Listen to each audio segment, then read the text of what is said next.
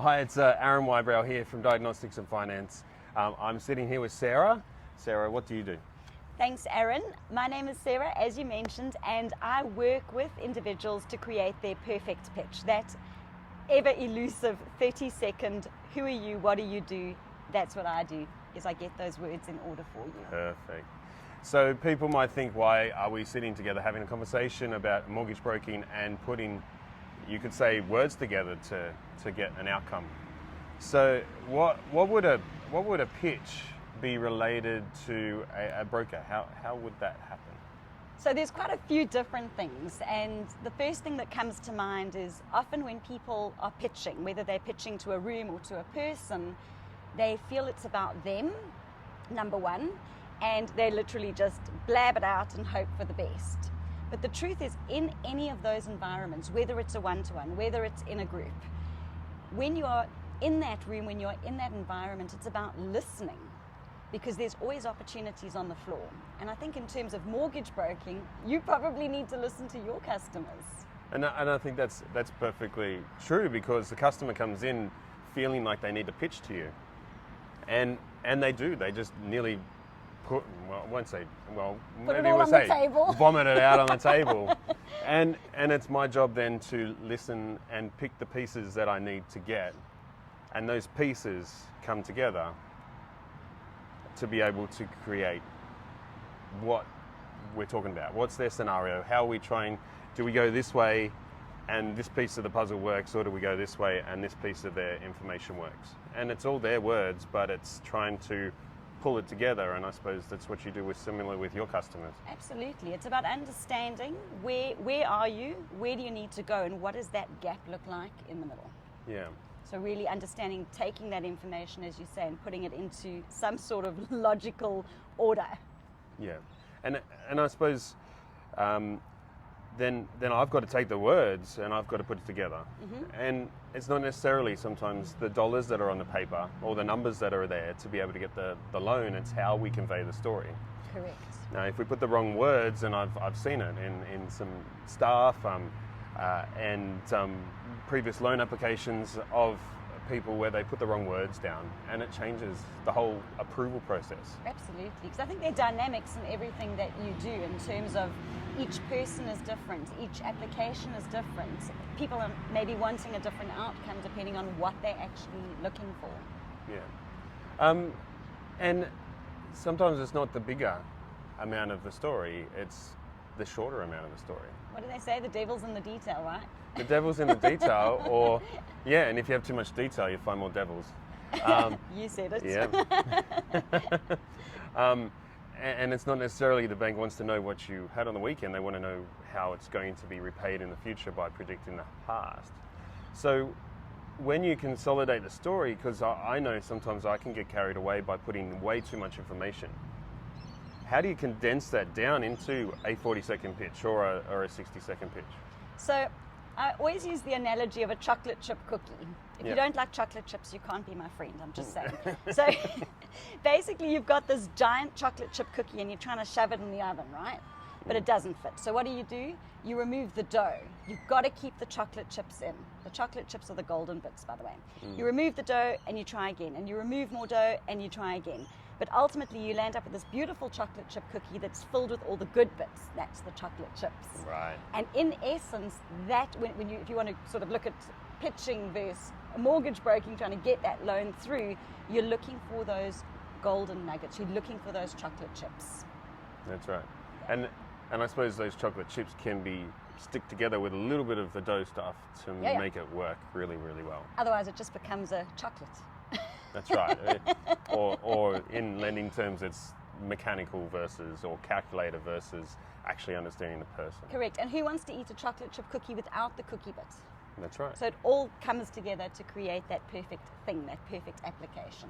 Yeah, I suppose sometimes we don't want to put the cookie in the oven either. We just want to chop the dough up and eat it by ourselves too. Okay, sore tummy. Put a bit of ice cream and everything, cookie dough ice cream, that's awesome too.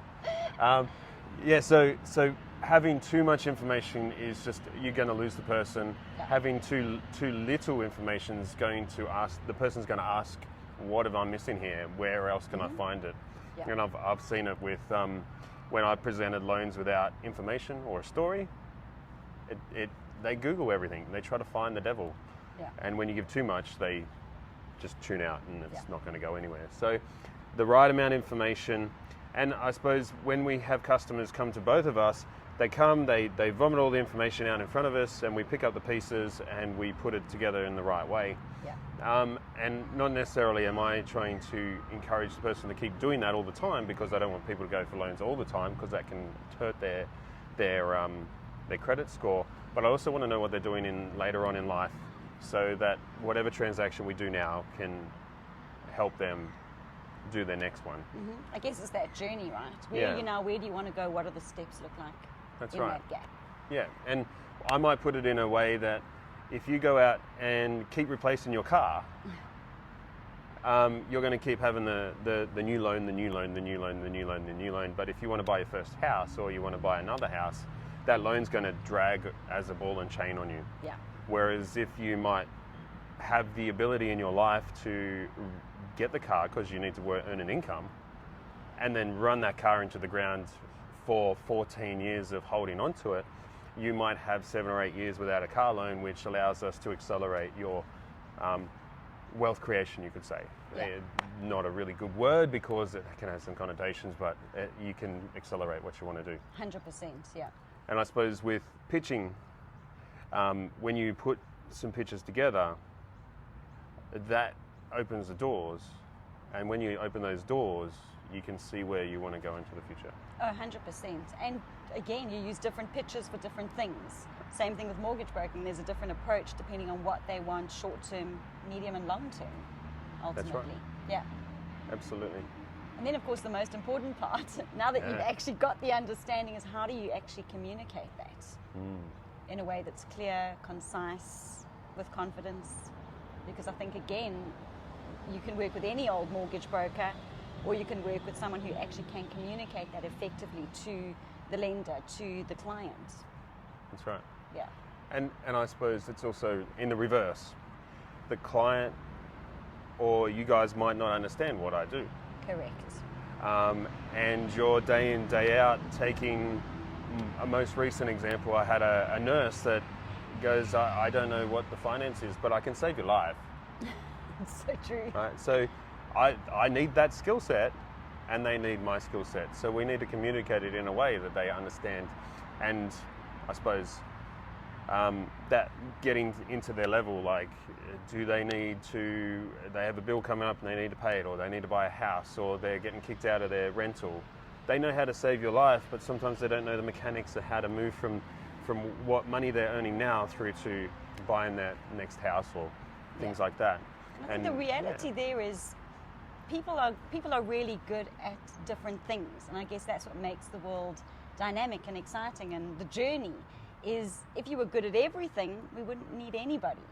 And reaching out to an expert of any sort, be it the nurse, be it the pitcher, be it the mortgage broker, you ultimately want to work with people who are good at what they do.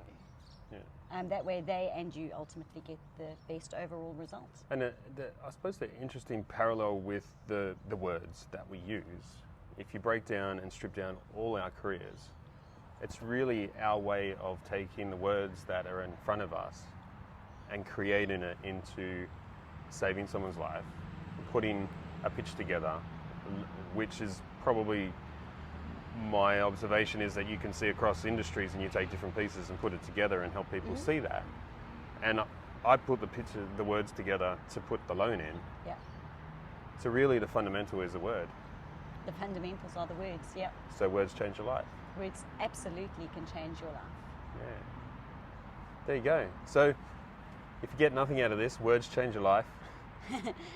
Put them together to create your perfect pitch, or put them together with the professional, Yeah. so that it will level your business up, your career up, and level you up in buying your next home, buying the first home, so that we can take your words, put them together, and give you back control of your life. Fantastic. Yeah.